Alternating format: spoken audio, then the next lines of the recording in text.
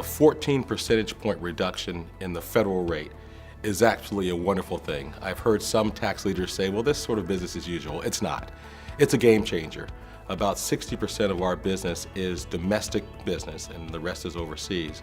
And a 14 percentage point drop on the domestic rate was a very, very big piece for us. With respect to the US tax reform and the changes it has for Uber, the largest impact is really around the international provisions. And once again, it's the sort of the uncertainty around where should we be looking to place our intellectual property. We have a standard technology type structure with offshore IP.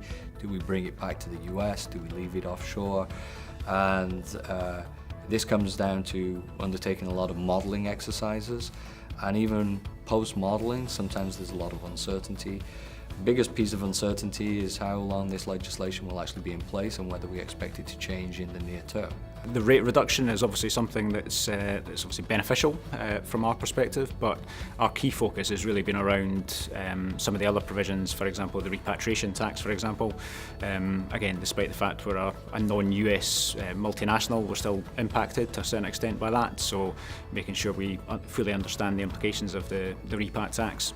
And also GILTI and the BEAT provisions as well are high up in the agenda in terms of making sure that we understand the impact of those.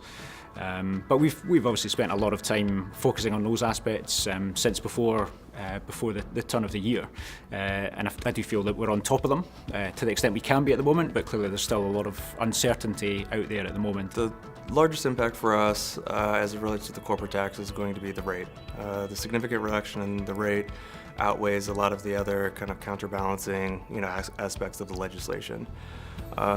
That's going to free up our ability to use that capital elsewhere, whether that means fund various initiatives or kind of adjust our capital allocation. So we anticipate that being by far the most significant aspect of the legislation.